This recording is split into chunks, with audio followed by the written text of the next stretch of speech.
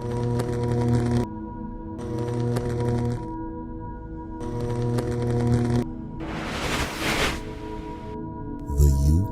UFO Channel. January 6, 1976. Elaine Thomas and Louise Smith had treated their friend Mona Stafford to a birthday dinner at a restaurant 30 miles from their homes in Liberty, Kentucky. Around 11:15 p.m., as they were driving back, they became dizzy. Their heads ached miserably. Looking up, they were horrified to see a huge, brightly colored circular object hovering over their car. Louise Smith lost control of the vehicle, and the next thing they knew, it was almost 2 hours later, and they were 12 miles further down the road. When they returned home, Louise Smith noticed a burn mark on her neck. And my neck was burning. Oh, it was hurting so bad, you know. And I asked Mona to look at my neck. And then we all got to comparing, you know, because we were all burning and hurting, you know. And Mona's eyes, they were something terrible. So we looked at our necks, you know. I looked at Mona's and all. We each had a mark on our neck about 3 inches long and 1 inch wide. That just the top layer of skin looked like it had been removed. So I looked at my watch to see what time it was. And the minute hand was going as fast as the second hand should have been going. Completely malfunctioning. I picked up my alarm clock and it starts doing the same thing. Everything I touched went haywire, you know. And when I went into the bathroom and started to wash, I burned just like, well, it was almost like I was scalding myself, you know, from the heat. And so we did go to the doctor, and he told us that we definitely was exposed to something like radiation that could have been the reason for the burning, for the hurting in Mona's eyes, you know, and all of this.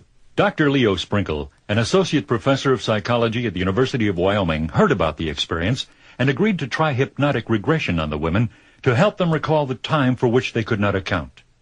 Listen closely to this exclusive portion of Dr. Sprinkle's original hypnotic interview with Louise Smith, and note her anguish as she relives the experience. It was right over. It was right over you? Okay. Okay. What is it? Oh.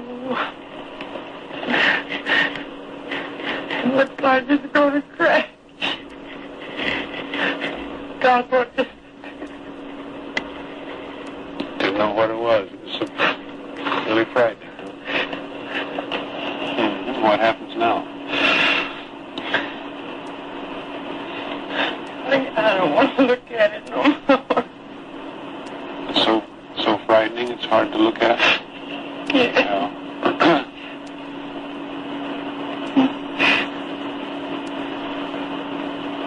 I'm so bright. My eyes hurt. The light hurts your eyes. Yeah. I can't control my car. Can't control the car. No. And that's frightening because you can't control the car. There's something wrong with it. What's happening to the car? I want to keep going. I can't hold the wheel.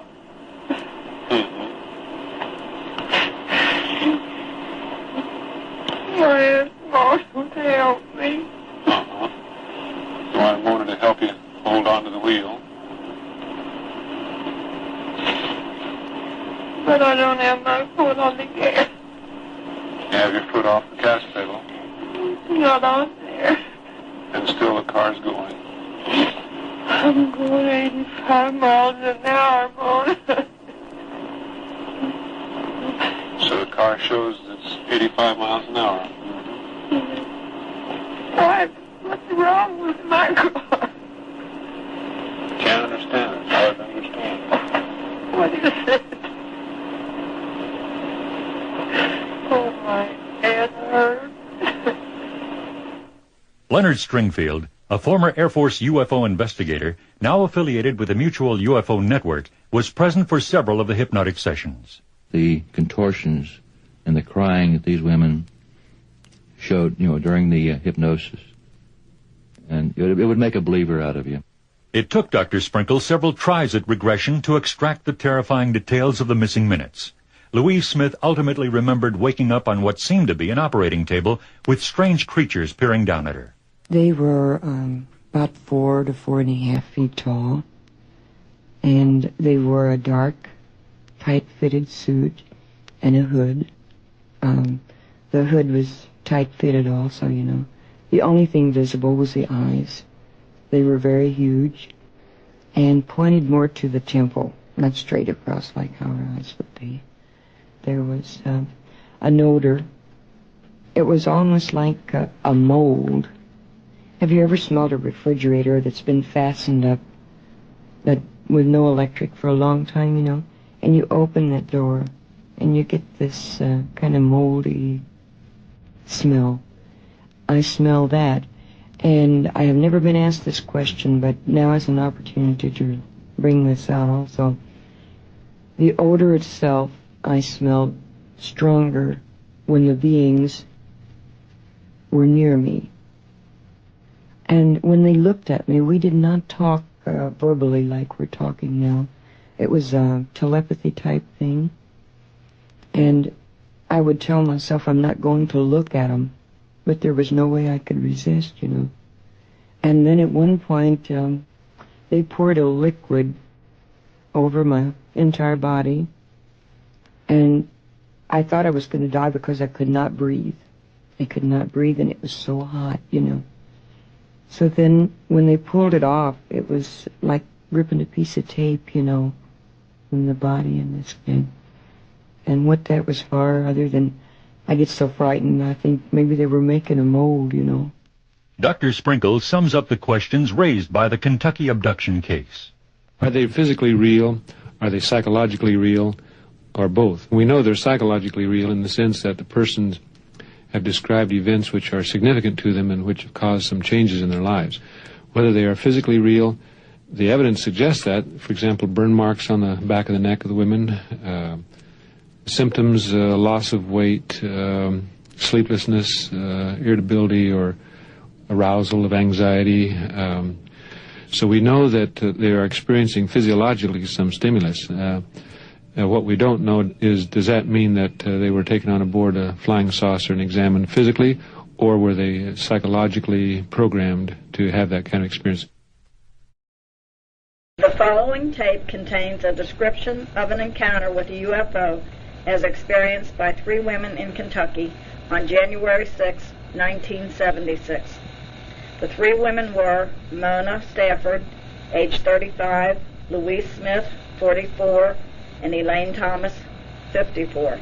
The 3 women's getting together that day was completely unplanned. It was during this get-together they discovered it was Mona's birthday, so they decided about 9:15 to go for a late supper at the Redwood restaurant. They got there about 10 p.m. All 3 ladies brought their sketch pads with them because they wanted to sketch a painting that was hanging on the wall. A customer asked Louise to sketch him, and she did. Then Louise noticed it was 11:15 and she had to go to work early the next morning, so they paid their checks and left. The 3 women left the restaurant in Louise Smith's 1967 Chevy Nova. They began their 40-minute drive to Liberty, about 29 to 30 miles away. The ladies drove through the countryside heading from Stanford to Houstonville. They had turned from Highway 27 and were traveling on Highway 78. They had just passed the Davis Drive-In Theater and were continuing along the country road when Mona yelled, "Speed up! Look, look, it's going to crash." Mona and Louise thought the ball of fire was a jet airliner about to crash. They wanted to help if there were any survivors. When they looked up, it kept getting larger and larger and larger. It came down at such a speed that nothing could have stopped. Nothing, but it did. Then it just swayed. Like something real lightweight, it seemed to just float in the air. After swaying in one spot, it turned at an angle from the driver's left front to left side and behind car. This is the women's description of the UFO as they saw it on the night of January 6th and as they remembered it before their hypnosis session. Elaine was the last of the women to see the object. And don't forget that Elaine, throughout the entire experience, seemed to have a different perception as did the other women of everything that happened. This is the object as Mona saw it. She described it as big as a house, saucer-shaped with a dome on top, red lights rotating around it, 4 lights under the red lights. One of the 4 was yellow, dim, maybe a window, an extremely bright bluish-white light on the top. The object is described by Louise. It was huge, it covered the road, and was in the fields on both sides. It was a metallic gray and had a kind of a dull glow. It had a dome with a white light effect to it. It had red lights going all the way around, completely going around it, and 3 lights that were underneath the red lights. This is the object as seen by Elaine. This huge dome-shaped object, it was beautiful. I can't describe it. There was this one huge light in the center on the bottom, and it seemed like it was focusing a beam on us. Then I saw just like a searchlight or something. It was a white-blue fluorescent light. It seemed like it was coming from underneath. At the time, Elaine tried to get out of the car, and Mona pulled her over and shut the door. Then Mona got hold of the steering wheel and tried to help Louise. Louise at the time was having trouble controlling the car. The light from the object flooded the car, causing their eyes to burn and their heads to hurt. The car felt like it was being pulled backwards over speed bumps in the road. Louise tried to go forward, but the car was going backwards.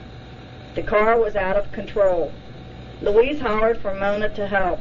Mona looked and saw that the speedometer was registering 85 miles an hour, and she told Louise to slow down. Louise showed her that her foot was not on the gas pedal.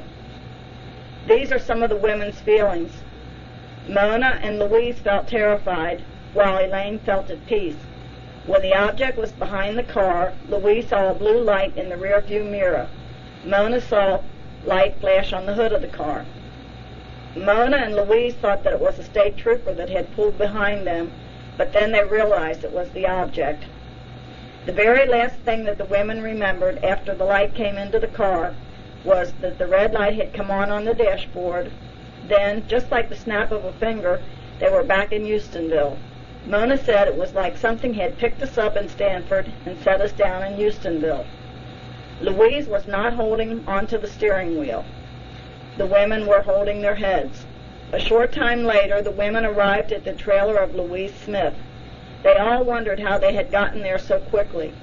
They all felt a burning sensation on their necks. They had headaches, and Mona said her eyes hurt. Once inside the trailer, the women discovered several strange things. The clock in the kitchen should have showed 12, but instead it was 1:25. They had arrived about an hour and 25 minutes later than they should have. Elaine's wristwatch stopped working. Louise said the minute hand on her watch was going almost as fast as the second hand, and the second hand was just spinning. All 3 of the women had burns on their necks. Louise and Elaine on the back of their neck. Mona's was on the left side of her neck under her ear. Mona also had a burn under her mood ring, and they said Mona's eyes were as red as an albino rabbit. Louise noticed a light on at her neighbor's and asked Mr. Lowell Lee to come over to her house. The women told him what they had seen. He saw the marks on their necks and the women's drawing of the object. He remembers it was after 1 a.m. because he was watching late-night TV. The next day, the women discovered the paint on the car was blistered and peeling.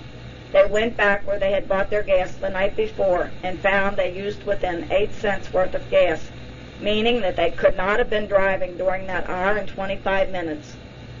Following the night of January 6, all of the women experienced the same reactions: extreme fatigue, nausea, and diarrhea. All chain smoked. All 3 women felt thirsty constantly. All lost weight, and their skin burned when they showered. The 3 women noticed personality changes. A man who worked with Jerry at Continental Can Company had relatives who lived in Casey County, and they had given him a newspaper. This man brought the newspaper into Jerry, and after reading the article about the women, Jerry called Louise Smith to see if he could put their minds at ease and find out what might have happened during that lost hour and 25 minutes.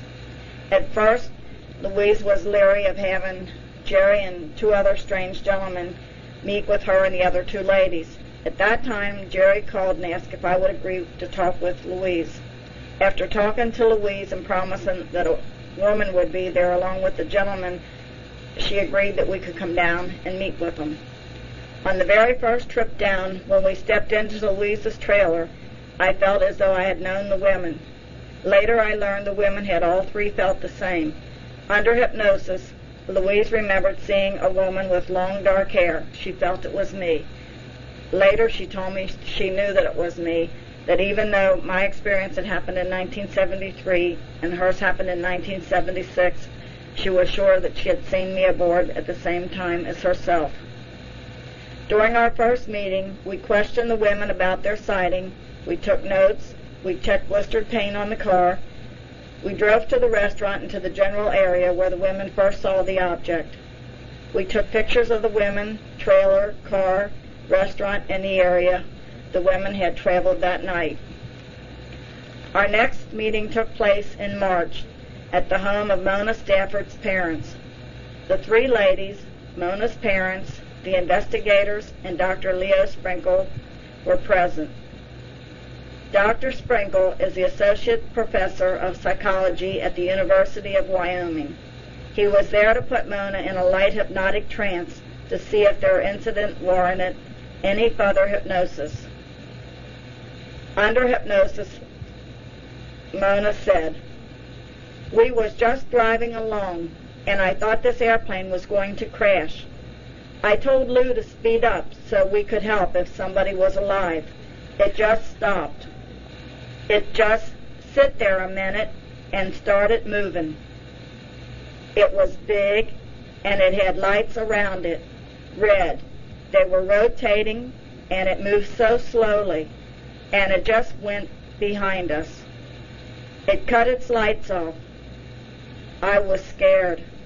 I wanted to go, but Elaine wanted us to stop." Mona began crying.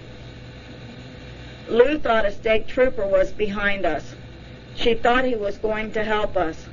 Mona was still crying. All of a sudden, the car was pulled backwards. I felt like we were going over something rough. Lou couldn't take care of the car. I tried to help her. Elaine was trying to get out. This light all come in the car. Lou had her foot off the gas. The car was registering 85 miles per hour. All this light. My head hurt. My eyes hurt so bad. On the weekend of July 23rd through 25th, 1976, the investigators again met with the women. This time the meeting took place at the Brown Motel in Liberty. We were joined by Mr. James Young, a detective for the Lexington Police Department and president of the Kentucky Polygraph Association. He was there to administer polygraph tests to the women. Bob Pratt, top UFO investigator reporter for the National Enquirer, was there. Also, Dr. Leo Sprinkle joined us to apply 2 sessions of hypnosis to each of the women. The meeting began with the women one by one taking their polygraph test. The hypnosis began with Louise Smith. We ate supper. We sketched a picture, and it was there. Louise begins to sob. "What is it? It looks like it's going to crash. God, what is it? It's going behind me." Louise was sobbing. "I don't want to look at it no more. It's so bright. My eyes hurt. Mrs. Thomas wants me to stop, but I can't. She wants to look at it. My head hurts. I can't control my car. I can't control my wheel. I asked Mona to help me. I'm going 85 miles per hour, Mona. I don't want to go through that gate. What's wrong with my car? It's going backwards. Oh, God, don't let me hit that wall. Where am I?" Louise was sobbing. "Where am I? Please, somebody help me. Please. Oh, my head. Where am I? I can't see. It's so dark. It's hot. I'm burning. Where am I? Help me, Lord, please. Where's Mona? Where's Mona? Please let me see. I've got to stay awake. Can't. I just can't. I'm so sleepy. Where is Elaine? I'm so sleepy. I'm so sleepy. I've got to stay awake. Please, somebody say something. My head hurts. I've got to go home. I'm so dry, so dry. My mouth's so dry. I just want to sleep. Louise sleeps for a few minutes. I think I see some lights. It looks like a street light. It is a street light. Thank God for a street light. It was just a dream. We're in Houstonville already. How did that happen? How did we get here? Dr. Sprinkle tells her to go back in memory. Louise begins to cry again. I don't want to go through that gate. I can't see the gate. It must be open. The following is Mona under hypnosis. This was their first session of regular hypnosis during that month of July. Mona. We was just driving along. I thought this airplane was going to crash. It was big. It went behind us. It cut out its lights. I was scared. Mona was crying. Shaney. Shaney. Shaney's a nickname that they called Elaine. Shaney wanted out. This light all come in the car. The car was registering 85. Lou had her foot off the gas pedal. My head hurt. My eyes hurt so bad. I see an eye. It's kind of like a crystal. Just kind of burst, you know. Just comes back and forth to me. I still see that eye. It's like lights or something coming out of the eye. My hand feels like it's tied down or something. It's hurting. It's numb. Mona's crying softly. It's dark and that eye's with me, just like I'm in the dark. I feel all by myself. I just feel numb. Just can't breathe good. There's not air. Feels like something's up around me. The air feels better. Touch something. Ahead. Smooth. I just feel like something's all around me. Feels like somebody breathing on me. The eye. It's got a light in it. The following is Elaine under hypnosis. Elaine appeared disturbed. It's all dark. She was breathing deeply. Something won't let me talk. So frightened. It's just darkness. There's a weight on my chest. The pain. I'm lying down. I'm all alone. Elaine sobs. Something was pressing on my throat, like hands. It's just darkness. There's something wrong with my throat. There's a road. It's just all black and white, like a picture of a road. It looks so foggy. I can't see. Can't see. It's so foggy. Feel all alone. I just can't think. Something is in my way. Just blackness. I can't move. My feet. My God. Good Lord. Elaine has dry sobs. Why? So foggy, like the cloud, like in the picture. I just see the shadows as they pass by, just around me. They won't let me see. A light. It was coming up over me. I'm afraid to look. Warm. I couldn't see the eyes. It was a blur. Somebody's close to me. I'm afraid they'll hear me because they choke me. They won't let me talk.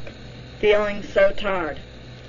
At that time, the investigators asked Elaine, did she mean that she felt like she was being choked at the time of her incident and that they didn't want her to talk during that time? Or was she referring to right then? And she told us that right then, that they didn't want her, during the hypnosis session, they didn't want her to say any more, that she had said too much. This is Louise's second session of hypnosis the following day. Incidentally, these are only very short pieces from the transcripts from the hypnosis. The tapes that we have at home for all sessions last at roughly 8 hours. There's a lot of blankness on the tapes, but these are just a few of the highlights from each of the sessions. Louise's second session. Don't want to go through that gate.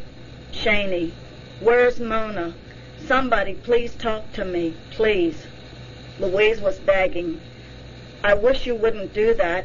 I'm so scared. I don't want to go to sleep. I've got to stay awake. Feel so dry. Please get it off. Get it off. It's hot. Just let me go. I can't swallow. Louise was sobbing heavily. Let me go home. Please don't touch me. Let go of my arm. My mouth so dry. Louise was swallowing hard. So hot. Hot all over. I want to go home. I can't do no more. Louise was sobbing. I'm so weak. I want to see you. Let me see you. Please, just let me see you. Let me look at your eyes. I can't hurt you. So weak. I can't get up. I'm so dry, so weak. Let me up. I won't tell. I won't tell nothing. I just want to see. I can go home after a while. I want to see. I'm so weak. Can't fight it no more. So hot, so dry. Can I go home now? I want to find Mona and Shaney. I want to go home. So fast. I'm going so fast. Am I going home? I see a light. It is a street light. It's so hot. Kind of odd, like mold. I can't. I promised I wouldn't tell. I can't tell. Just let me go home. They had my arm. I don't want to tell. They weren't mean. They just wouldn't let me go home. Sprinkle, you'll be able to remember the events. If there is any other information, you'll be able to remember. This is some of the things Louise had to say after hypnosis. I asked to see, and when they did, I didn't want to see it no more. I saw a form, closed my eyes. I was scared, all alone. Didn't know what was going on. It seemed I wanted to go home so bad, and they told me I couldn't. Then I was sleepy again. I remember saying, I won't tell if you let me go. Something told me, you can't go. This is Mona's second session. She had tears in her eyes as she said, it's like fire on me. It's all over me. I can't see. Mona was sobbing. I can see sky up there. I'm looking up through rocks. Hard to breathe. Oh, my eyes, oh, like they've been pulled out. The eye purple. My head hurts. Can't see, it's dark. There's a crack in the wall. It's like a web. Oh, something's all over me. Oh, he's coming at me. All over me. Water. Like water all over me. But it's not wet. It's like liquid, but it's not wet. My hand, something's on it. That's got me down. The light. Oh, my foot hurts. They're pulling my feet. Liquid. My feet, wrist. My feet are bent backwards. I'm going fast. Oh, feet stuck on floor. It's hot. My neck, take it off. Hurts. Can't move my neck. There, back. Lou. This was Elaine's second session. It's all dark, just emptiness, dark and peaceful. They were so frightened. I wasn't. Car took off like a jet. It just swooped off. Then it was rough, so rough. It seemed to be vibrating somehow, then blank. It just all blotted out, just darkness. For a long while, Elaine could see only darkness. Lou said they're going to take us aboard. I began to pray. The car started vibrating. Lou asked Mona to help me. I can't hold it. The red light on the dash. The car is gone. So dark. There was so much pressure on my chest I couldn't talk, like a weight above my left breast. A round metal bullet-shaped object, only larger, so much pressure. It hurt. It was as though they wanted me to hush. I kept struggling. They won't let me breathe. Pressure on my throat, tightness. They talked, but no sound. There were so many. They kept passing the window. Window was foggy. They looked about 4 feet tall. Couldn't raise my hands. I wanted to get away, feeling no need to talk, just no need. Terrible fear because I don't understand. They didn't care. I will understand someday, but I don't now. That was a small part of each of the ladies' 2 hypnosis sessions. I will try to remember some of the other things that I felt were unusual about the ladies' experience at the time and afterwards. Mona told us that she felt like her eyes had been taken out of the socket, placed on her cheek, and then replaced. The ladies felt as if something had been poured over their bodies. They thought like a mold, and then removed. One of them said that when it was removed, it felt like a Band-Aid coming off.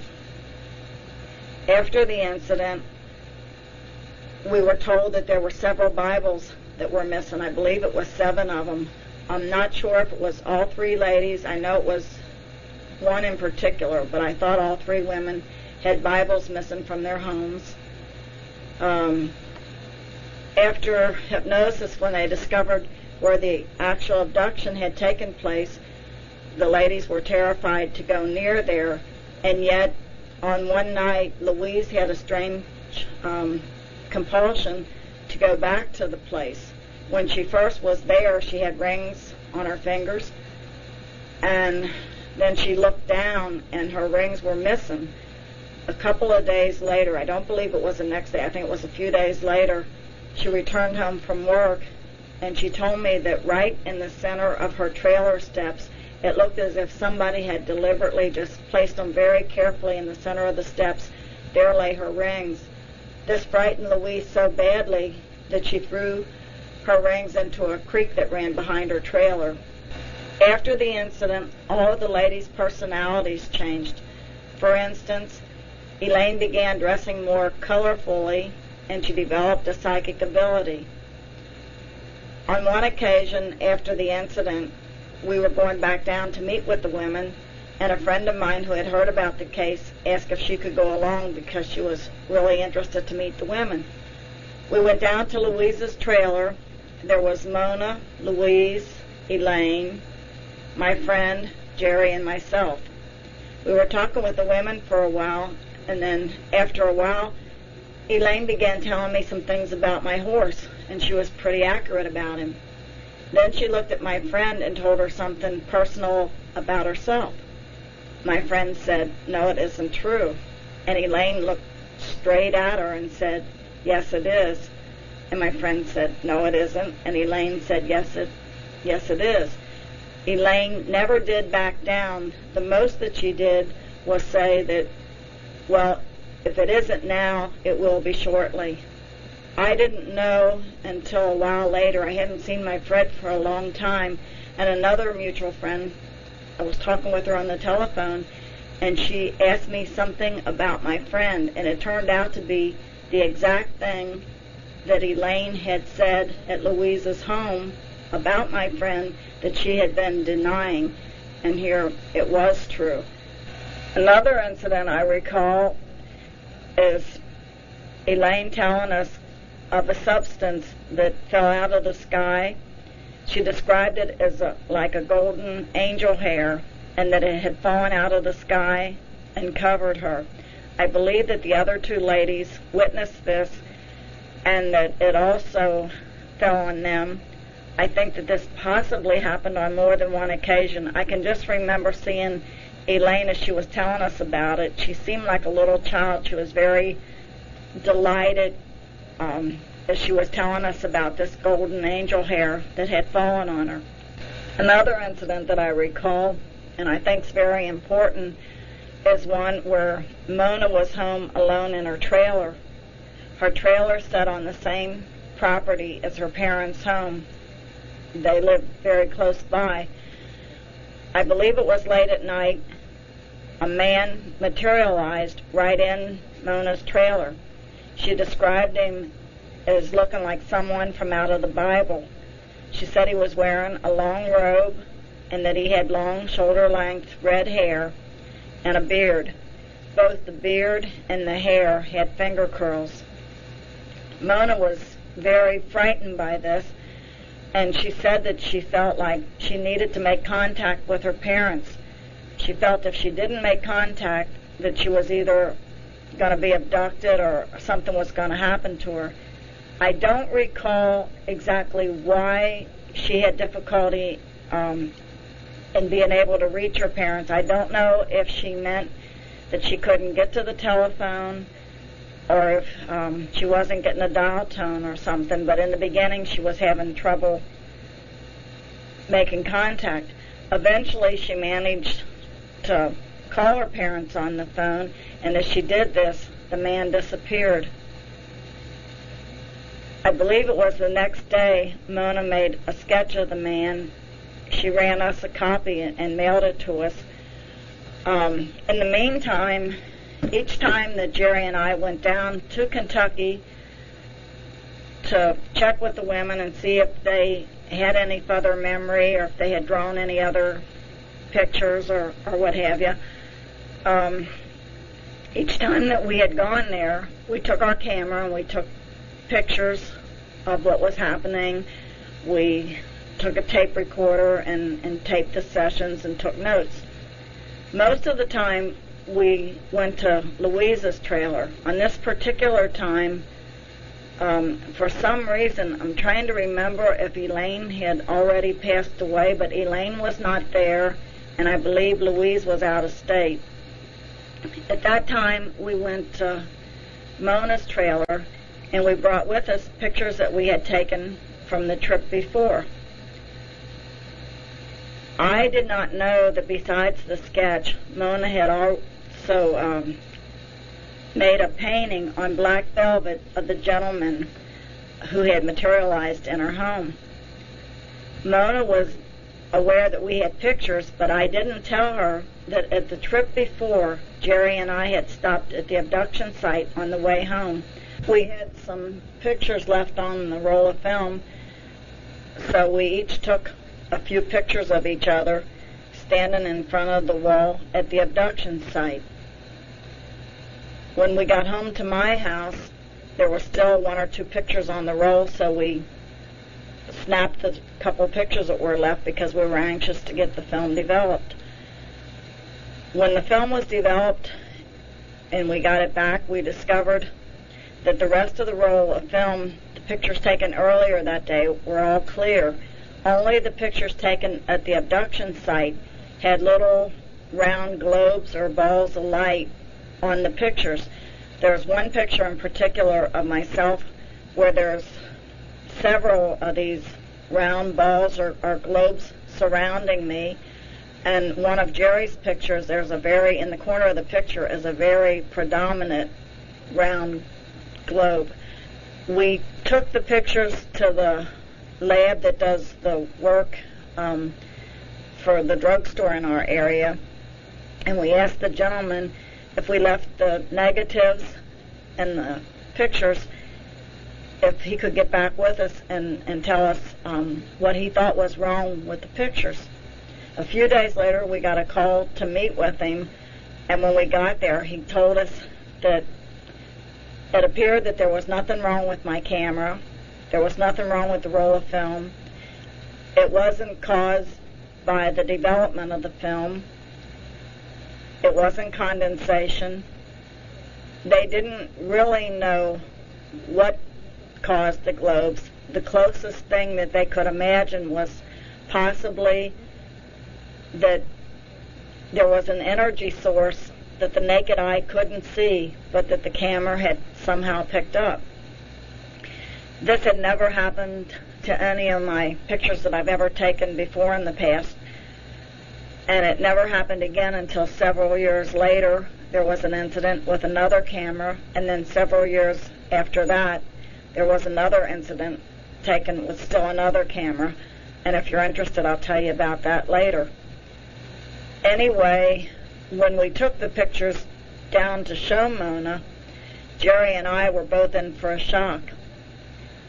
As we were sitting on the couch at Mona's house, roughly 3 or 4 feet in front of us was the oil painting of the man who materialized hanging on our wall.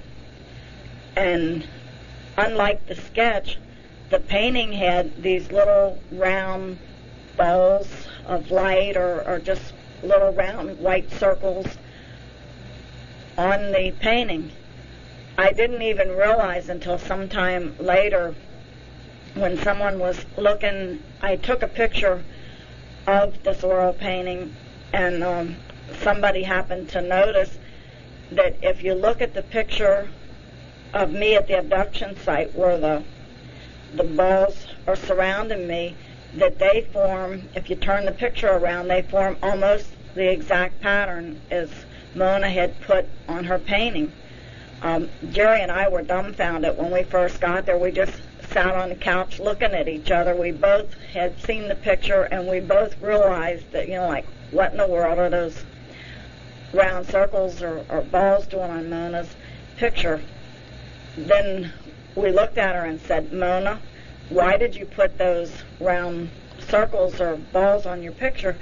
And she said she didn't really know, that after her hypnosis session, when she sat down to paint, that she didn't know what she was going to draw until she was actually doing it, and she had no idea as to why. At that time, we showed her the pictures, but there had been no mention that there were any kind of dots or circles or globes or whatever on these pictures. Also, that same night, I happened to be standing in front of Mona's couch, and I must have looked funny because Mona and Jerry both asked me if I was all right. It was just a really extremely weird sensation. As I stood there, it felt like electricity was going all through my body, and the only thing I can remember was thinking, I've got to get off of this spot. I don't really know why I felt like I needed to get off of that spot, except for the feeling of this electricity like running through my body. And when I sat back down, I was all right, but it was just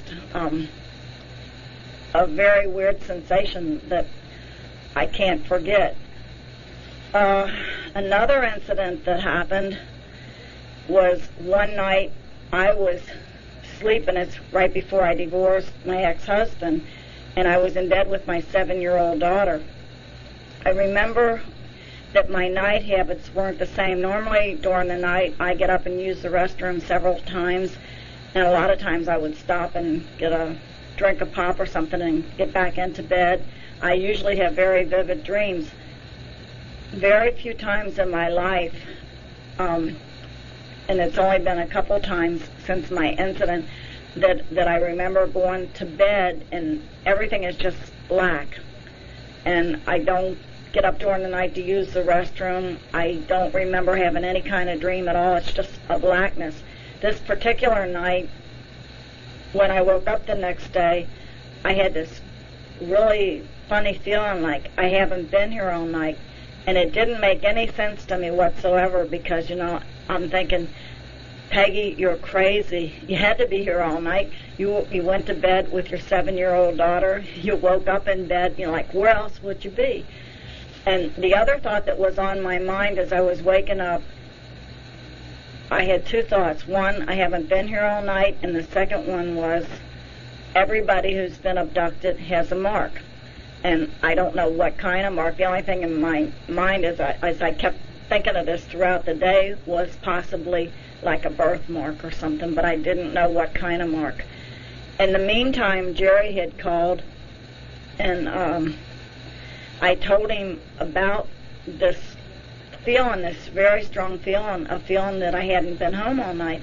So we talked for a little while, and he hung up. Later that day, Jerry was talking to Louise, and she asked him, she said, Jerry, is Peggy all right? And he said, yeah, I just talked to her a while ago. Why? And she says, during the night, and somehow I think that it was like 2 o'clock in the morning or something that she had told him. But anyway, during the night, she insists that she saw me standing at the foot of her bed. Do I believe it happened? I don't know. All I know is that it wasn't my normal sleep routine, and that Louise insists that I was standing at the foot of her bed. Probably the incident that was really the most unusual concerning the whole case, again, involves Elaine Thomas. I was pregnant with my little girl that passed away, and I received a telephone call from Elaine. During this call, Elaine told me, "It's going to look like I'm dead, but they're coming back to get me." I was very uncomfortable with this call because over the period of time I had become very close with these ladies, and it made me sad when she said that she was going to be dead. So, hindsight, I wish that I had questioned her more about it. Shortly after she said it, I changed the subject. The feeling that I got when she said it was going to look like she was dead, I took it to mean that possibly she was going to be in a car accident, that possibly they would find the car but not her body. I really had no idea what she meant. I really didn't think it was going to happen. And I'd give anything if I could do it again. And there are so many questions I would have asked her. 3 months after this phone conversation, Elaine was dead. Elaine was dead under very mysterious circumstances. Outwardly, she was given every indication of having a massive heart attack. Elaine was rushed to the hospital. They performed all the tests that you would when a person's having a heart attack. All of her tests came back normal. I believe the first time that this happened to her, I think they kept her in the hospital like for a week. At the end of the week, the doctor couldn't find anything wrong with her heart, so he sent her home with some nerve medicine. He couldn't figure out, what else was wrong with her. So Elaine was home, I think, roughly a week, and again, all the outward symptoms of having a massive heart attack came on again. Again, she was rushed to the hospital. Again, she was given the test. The test came back normal. I believe at this time she was put into intensive care. During her time in intensive care, Mona had come by to visit her, and Mona told us that Elaine told her, "Mona, it really did happen to us. You've got to make them believe it really did happen." I believe that Elaine was next moved into a semi-private room. Early that day, Elaine vomited something with a heavy oily substance to it. The nurses disposed of it and marked it on her chart. Later that day, when the doctor came in, he told us that he asked Elaine if she had had anything with a heavy oily base to it, anything like castor oil, mineral oil, olive oil, any type of heavy oil, and Elaine told him no. He told Jerry that he had wished, if he would have known that she was going to die that night, that this hadn't been disposed of. He would have liked to have had it analyzed. Later that day, before Elaine passed away, a ball of light had come into her room, and this ball of light was bouncing around the room, and the other patient that was in the room with Elaine must have left out a holler or a scream or something, because it got the nurse's attention, and she told us that she did see the ball of light, but while the light was there, and I guess it was terrifying the other patient in the room, Elaine said to her not to worry. It's just them. They've come back for me. Later that same night, Elaine left this world. How she left it, we don't really know, because as far as the doctor's concerned, he don't think that she really had a heart attack. He don't really think that she died from a heart condition. But her husband and her mother didn't allow an autopsy to be performed, and the doctor said he had to write something down on the death certificate, so he went ahead and wrote heart attack, but he didn't really feel like it was a normal heart attack. But here are two short statements from two different newspapers concerning Elaine's death. One from the Casey County News says, cause of death uncertain. Did Elaine Thomas, as many people believe, die from a heart attack? Maybe, maybe not. The doctor in Somerset, where Elaine was taken for chest pain, said he couldn't figure it out, said her husband. He thought at first it was a heart attack, but later he was uncertain. The pains would come back later, causing Otis to remember something he'll never forget. She mentioned sharp pains in her chest and said she couldn't breathe, he said. It was the exact same description she gave the night she was taken up in the UFO. I really didn't pay much attention to it at the time, but the description she gave the National Enquirer under hypnosis, described her to a T when she complained about her chest pains. By me reading that Enquirer article, it brought back to me the way she acted the night she died. It made me think there could have been something to it. The second newspaper statement came from Mona.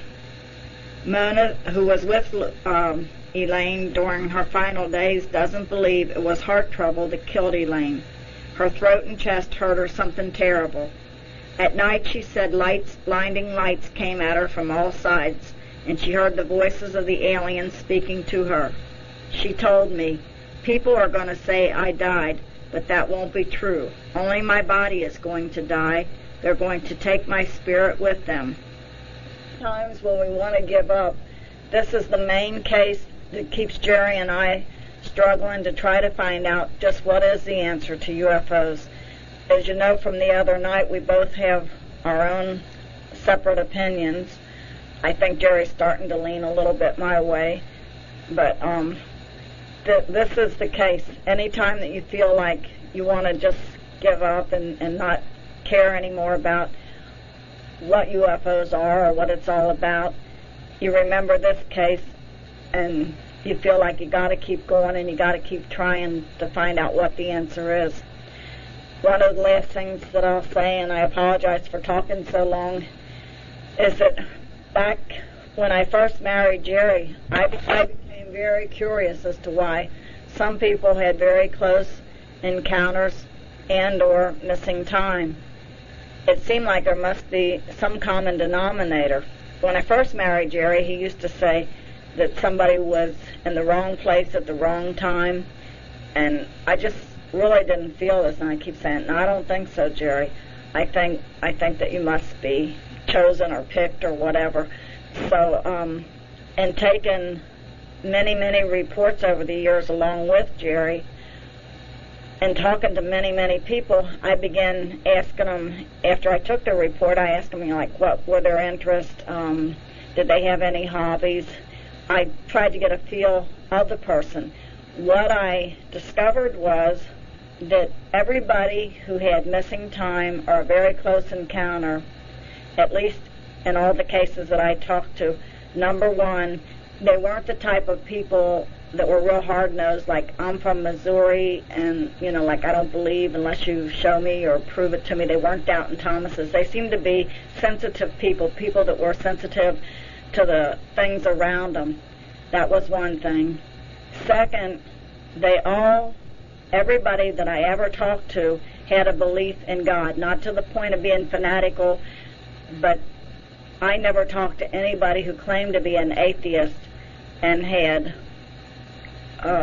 missing time or a very close encounter. The third common denominator is a creative ability. Over and over, I heard people express that they were interested in writing, they were artists, they worked with crafts, they were involved in drama, they played music, not the least of which the ladies in Kentucky. All three ladies were very accomplished artists. Louise Smith also wrote poetry. When we were there, she gave us a small booklet of poems that she had written, and she also played piano and played the guitar. You see this just over and over in our own UFO support group.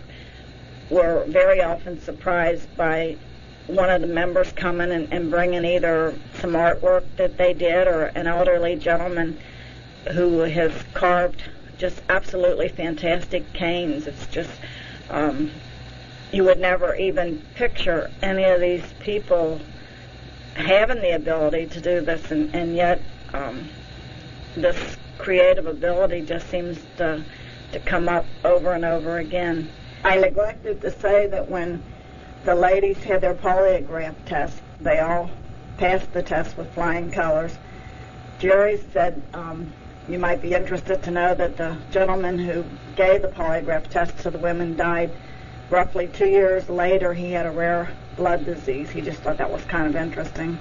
Also, we'd like to let you know that we have many, many documents, including Louisa's car had to be taken to a repair shop for the electrical system the following days, but we have, and Mona went to the eye doctor, we have copies of the bills for all of their things, all kind of documents, all kind of pictures, some tape recordings of different things.